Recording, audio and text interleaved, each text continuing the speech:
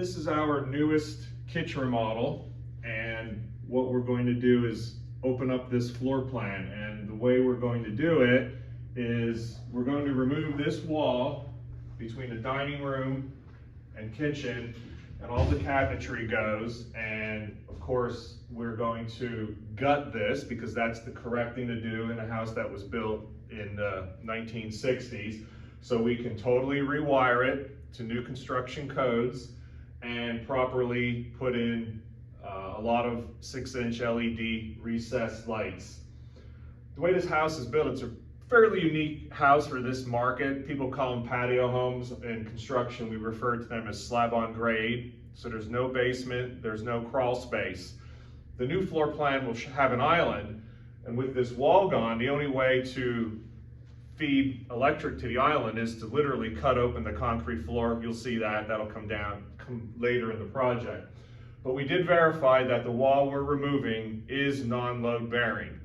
This house, built in the 1960s, trusses were starting to become used, and the trusses that were built for this house are excellent.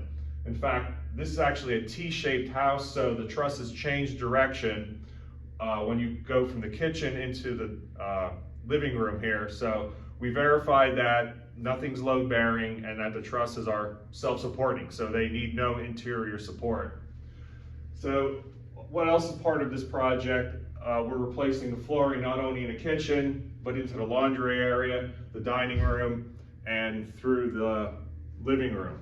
This house being slab on grade in the 1960s, we're being very careful to make sure that there is a moisture barrier, because we're putting glue down hardwood flooring. And for that to happen, we need to put a primer sealer and a waterproofing material on top of the concrete to protect the hardwood that's going to be installed.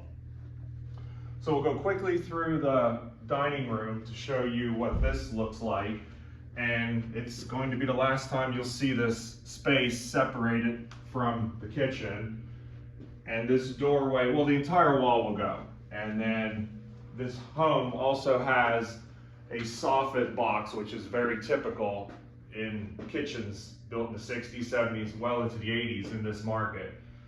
So we may find wiring in the soffit box. That'll be eliminated because we're going to demo all the wiring anyway. But we know there's no plumbing in the soffit box, where when you do a 2-story home, that possibility can definitely exist.